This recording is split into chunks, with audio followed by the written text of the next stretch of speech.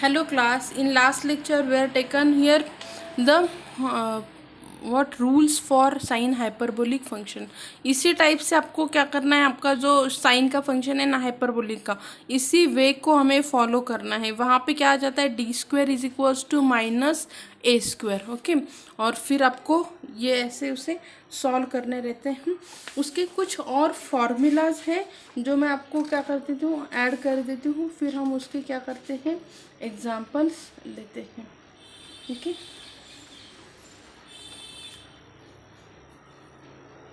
important formulas।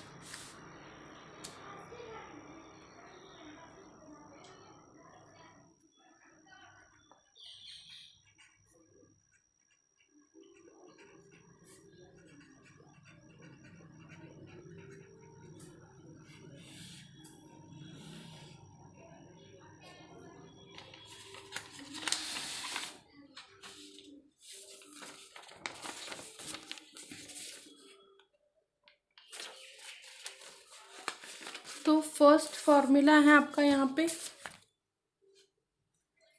First one, 1/f of D का square sine hyperbolic A X plus B is equals to 1/f of A bracket square sine hyperbolic ax plus b। okay, provided that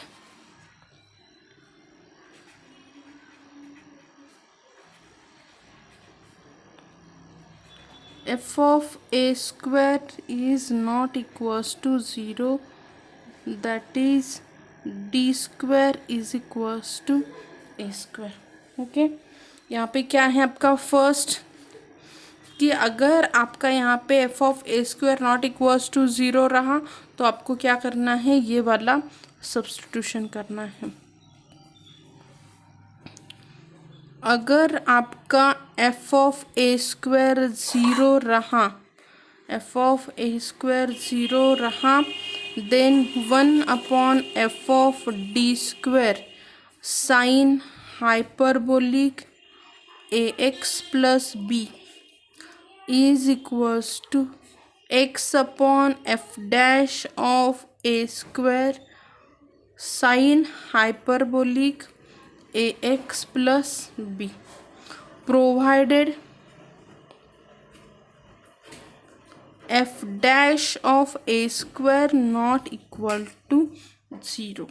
okay, यहाँ पे क्या रहेगा कि अगर मेरा ये वाला मैंने सब्स्टिट्यूट किया, यहाँ पे मेरा सपोज साइन ए की जगह पे था साइन 2x था, यहाँ पे था कि डी स्क्वायर माइनस 4 था, तो क्या हो जाएगा, 4 - 4 0 हो गया। तो मैं क्या करूँगी, यहाँ पे ये वाला फॉर्मूला कि मैं क्या करूँगी, एफ ऑफ डी है ना उसका डेरिवेटिव ले लूँगी एंड फिर ए की वैल्यू सब्स्टिट्यूट करूँगी।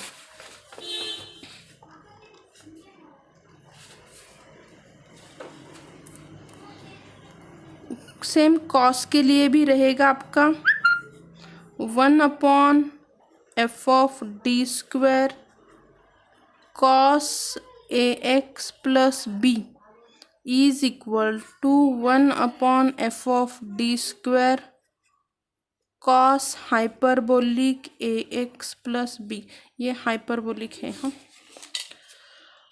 अगर F dash of F of A square is equal to 0 तो क्या हो जाएगा, 1/f of D square cos hyperbolic A X plus B is equal to 1/f dash of A square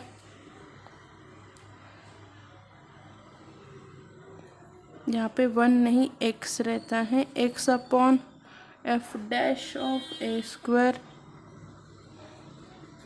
sine hyperbolic A X plus B.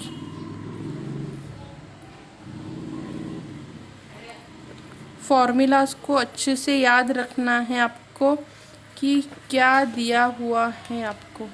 Okay, यहाँ पे देखो F of sine के लिए sign ही substitute करो, यहाँ पे साइन के लिए साइन ही, पर जब कॉस का डेरिवेटिव लेंगे तो क्या करो, साइन सब्स्टिट्यूट करना है। ये रूल्स है, रूल्स को अच्छे से आपको क्या करना है, याद रखना है।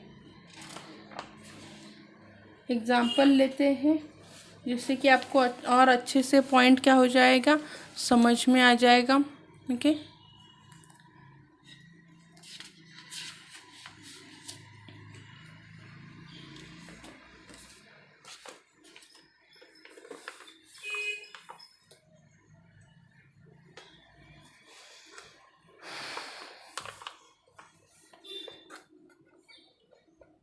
एग्जाम्पल लेते हैं। d2y by dx² minus 4 dy by dx is equal to sine hyperbolic 2x। Okay, which is equals to, यहाँ पे क्या आ जाएगा आपका, गिवन डिफरेंशियल इक्वेशन क्या है, गिवन इक्वेशन मैं उसे इन टर्म्स ऑफ डी लिखती हूँ, d2 minus 4 of y is equals to sine hyperbolic 2x है। ओके, तो यहाँ पे मुझे फर्स्ट स्टेप मुझे क्या करना है कि जनरल सॉल्यूशन क्या आ जाएगा आपका, y is equals to complementary function plus particular integral. क्या है आपका, यहाँ पे फर्स्ट मैं करती हूँ कॉम्प्लीमेंट्री फंक्शन फाइंड आउट करती हूँ, consider auxiliary equation. Auxiliary equation क्या आ जाएगा आपका, यहाँ पे auxiliary equation is equals to d² minus 4 is 0, so d² is equals to 4, d is equal to plus minus 2, yc is equal to c1 e raised to 2x plus c2 e raised to minus 2x। आपका क्या आ गया यहाँ पे, yc तो आ गया।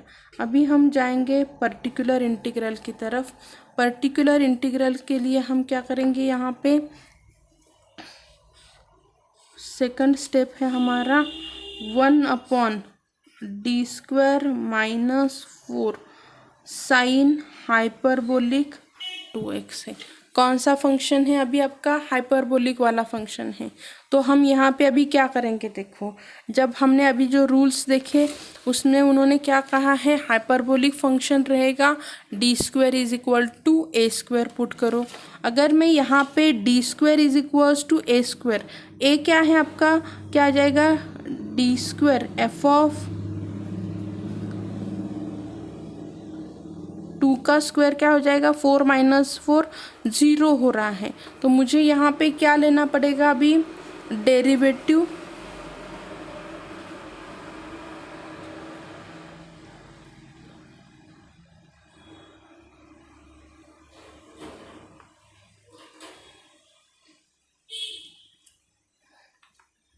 Derivative लेना पड़ेगा। तो मैं अभी यहाँ पे क्या करती हूँ, सॉरी है, यहाँ पे d³ है, d² नहीं है, इसके रूट्स भी चेंज हो जाएंगे। अभी 4d, ये एग्जाम्पल हम क्या करते हैं, फिर लिखना पड़ेगा। ये आपका d बाहर आ जाएगा, यहाँ पे क्या रहेगा, auxiliary equation and d is equals to 0। यहाँ पे खाली एक एडिशन रहेगी,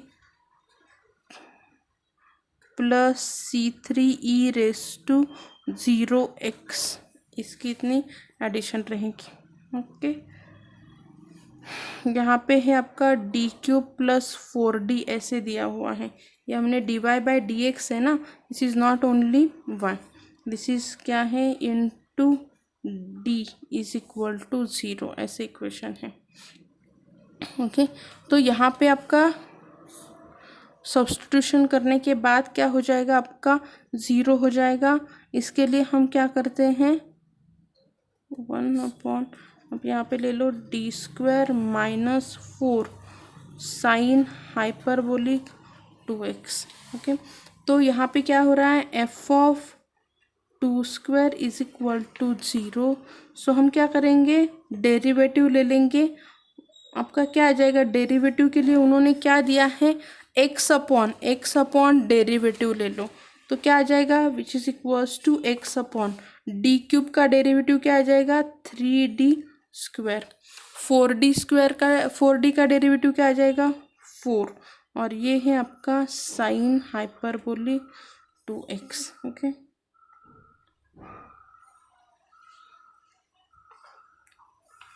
फिर आपका ये क्या हो गया, x अपॉन, सब्स्टिट्यूट करो, put D square is equals to 4, so x upon 3, 4 minus 4 sine hyperbolic 2x।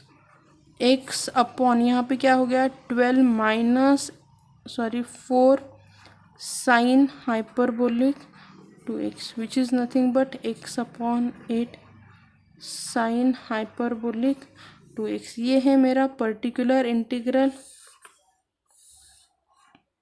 Okay, so y is equal to Y C. इसे पर्टिकुलर इंटीग्रल को ऐसे वाई पी करके भी रिप्रेजेंट करते हैं हम। So y is equals to क्या है, c1 e raise to 2x plus c2 e raise to minus 2x plus e raise to 0 की वैल्यू 1 आती है, so c3 plus x upon 8 sine hyperbolic 2x। ये क्या रहेगा, उसका आंसर रहेगा। This is the y।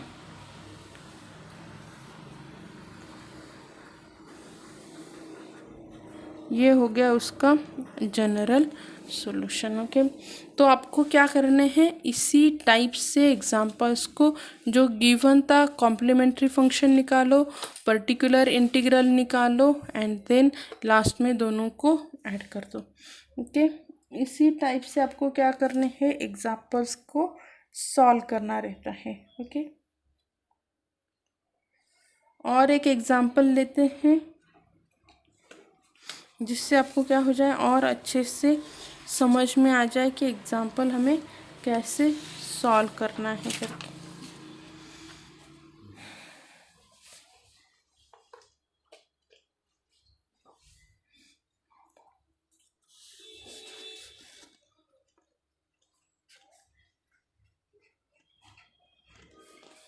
Solve d3y upon dx cube plus 3d2y upon dx square plus dy upon dx minus 5y is equals to cos hyperbolic t plus sine t। ऐसे आपको उन्होंने एक example दिया है and हमें उसे solve करना है। ओके, तो फर्स्ट हम क्या करते हैं, जो भी गिवन इक्वेशन है उसे लिख लेते हैं। ओके, गिवन इक्वेशन मैं उसे पहले इस फॉर्म में लिखती हूँ, D cube plus 3d square plus D minus 5 into Y is equal to cos hyperbolic T plus sine T. Okay, यहाँ पे वेरिएबल अभी टी दिया है, देखो, तो आपका डी भी क्या रहेगा,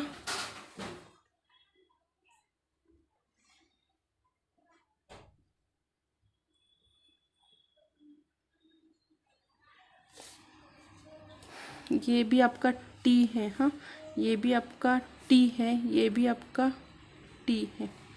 ओके,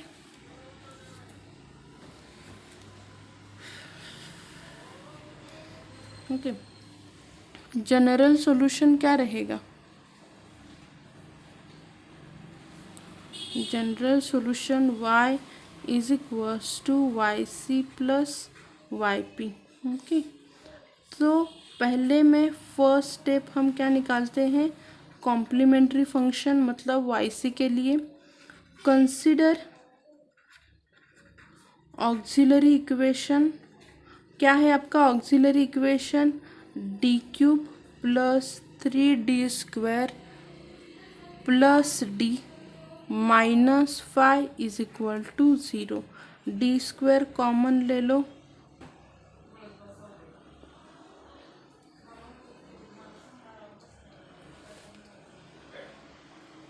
ओके यहाँ पे कॉमन भी लिया तो 3 आ जाएगा, तो मुझे सिंथेटिक डिवीजन 1 3 1 माइनस 5। ओके, हम सिंथेटिक डिवीजन से देखते हैं कि इसका रूट क्या आ जाएगा।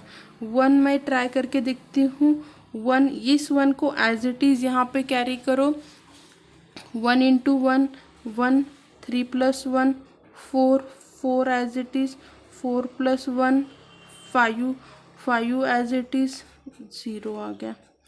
तो ये आपका एक रूट क्या हो गया, d माइनस 1। सेकंड क्या आ गया, d² plus 4d plus 5 is equal to 0। यहाँ पे आएगा क्या ऐसा कोई एलिमेंट जिनका क्या है मल्टीप्लिकेशन 5 है एंड एडिशन +4 है, नहीं है। तो इसे मुझे क्या करना पड़ेगा, formula d is equals to minus B plus minus under root of b² minus 4ac upon 2a। यहाँ पे b इज इक्वल्स टू 4 है, a इज इक्वल्स टू 1 है, c इज इक्वल्स टू 5 है। सब्स्टिट्यूट करो, क्या आ जाएगा आपका, d is equals to -4 plus minus under root of b² 4² minus 4 into 5 into 1 divided by 2 which is equals to -4 plus minus 16 minus 20 divided by 2 which is equals to -4 plus minus under root of क्या आ गया, -4 upon 2। तो ये क्या है आपका -4 under root of minus है मतलब 2i आ गया। This is nothing but -2 plus minus i आपका आंसर हो गया। ओके, d आपका अभी देखो कॉम्प्लेक्स रूट आ गया। एक तो रूट क्या हो गए, d is equals to 1, d is equals to -2 plus 1 and d is equals to -2 minus i करके। ओके, कॉम्प्लेक्स रूट आते हैं तो यहाँ पे complementary function Y C is equals to c1 e⁻x plus क्या रहता है कि c2 e⁻, हमने लास्ट टाइम भी लिया था कि इसके रूट्स कैसे लिखे जाते हैं, आपका c2 e⁻²,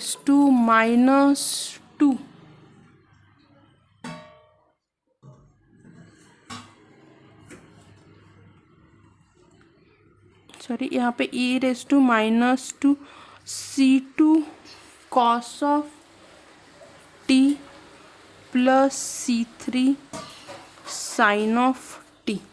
ये जो फर्स्ट ए एलिमेंट रहता है वो e का पावर रहता है, ये i वाला एलिमेंट यहाँ पे जो कोएफिशिएंट ऑफ ये रहेगा which is equals to c1 e⁻x plus e⁻² c2 cos of t plus c3 sine t करके। ओके, ये मेरा वाई सी हो गया।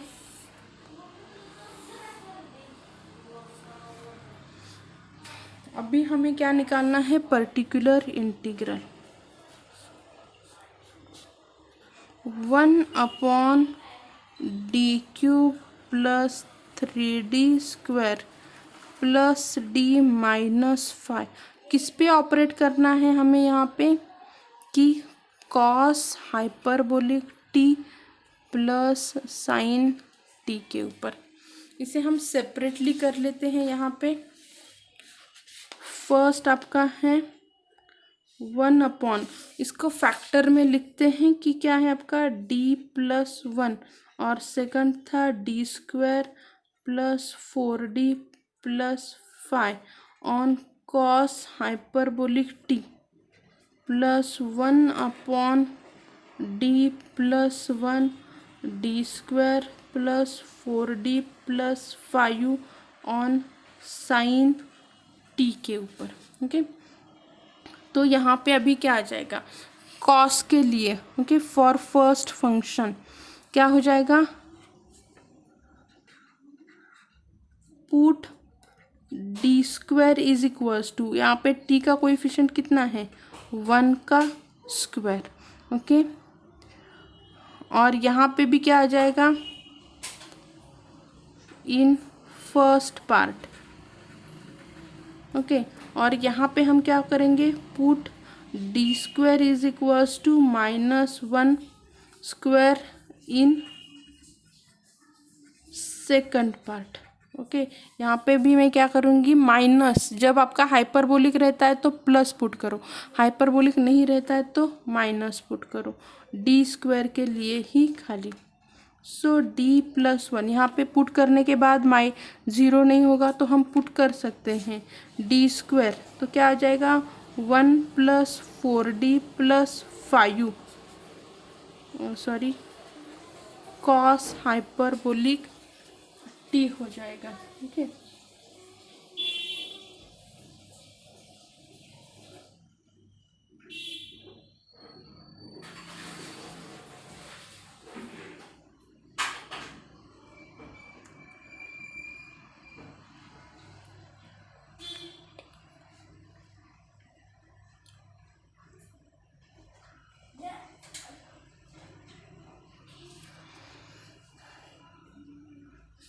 एक तो आप इसे ऐसे करो या फिर एक शॉर्टकट मेथड है जिससे कि आपका आंसर और इजी आ जाए कि इसे एज इट इज़ लिखो। d³ जो है ना मैंने लिखा हुआ, d³ को मैं कैसे लिखती हूँ d × d² + 3d² + d-5 cos hyperbolic T plus 1/d × d² + 3d² + d-5 sine T करके सब्स्टिट्यूट करो। यहाँ पे हम पुट करेंगे d² = 1, इसमें पुट करो d² = -1, तो क्या हो जाएगा d × 1 + 3 × 1 plus d-5 cos hyperbolic T plus 1/d × -1 plus 3 × -1 plus d-5 sine T which is equals to 1/, ये देखो ये d है ये d है 2d हो गया, और ये 3 - 5 मतलब -2 कॉस हाइपरबोलिक टी हो गया, प्लस 1/, ये क्या हो गया -d प्लस d एक दूसरे को कैंसिल हो गए, और रिमेन क्या रहा -8 साइन टी रिमेन रह गया, राइट ना। तो अभी हम क्या करेंगे यहाँ पे 1/d -1 है तो दोनों भी इसे स्क्वेयरिंग करो, d+1 और d+1 से मल्टीप्लाई करो कॉस हाइपरबोलिक टी प्लस ये माइनस है तो मैं माइनस ही लिख जाती हूँ माइनस साइन टी। यहाँ पे क्या हो जाएगा आपका d+1/2 d² -1 cos hyperbolic T -1/8 sine T. Put अगर मैंने यहाँ पे d² = 1 पुट किया तो क्या हो जाएगा, ये आपका 0 हो जाएगा, f(1) ज़ीरो हो जाएगा। सो डेरिवेटिव ले लो। Okay,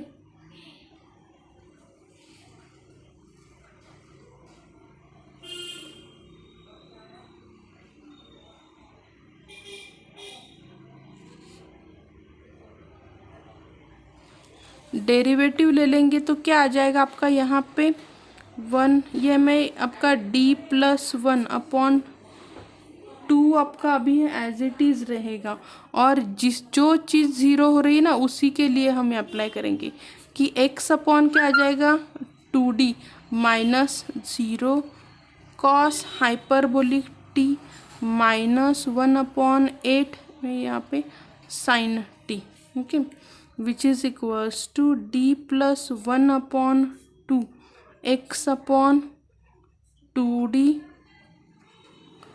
cos hyperbolic t -1/8 sine t, which is equals to ये 2 क्या हो जाएगा, सॉरी x नहीं, अभी हम t है ना वेरिएबल तो t ही लेते हैं।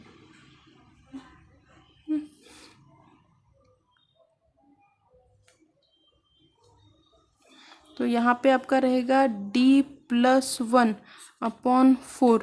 ये अभी हम क्या करेंगे 1/d कॉस हाइपरबोलिक t और ये -1/8 sine t।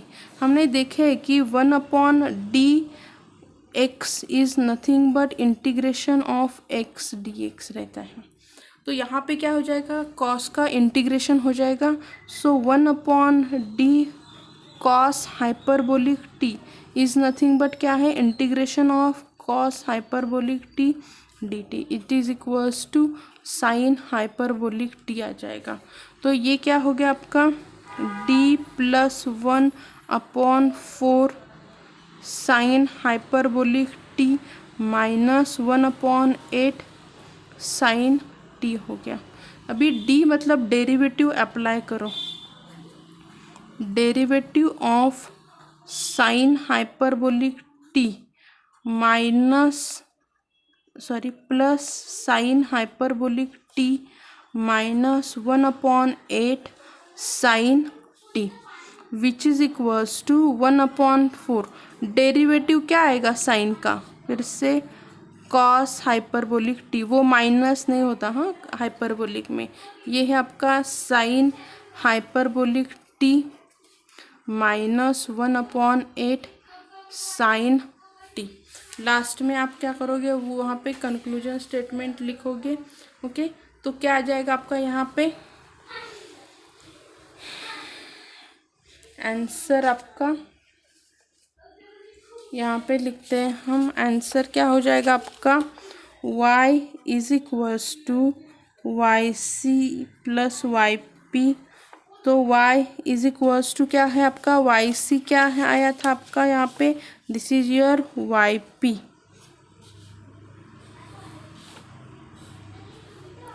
This is your yp। yc क्या आया था आपका यहाँ पे, yc is equals to c1 e⁻x e⁻−2t। ये वेरिएबल बहुत इम्पोर्टेंट है हाँ, cos of t plus c3 sine t।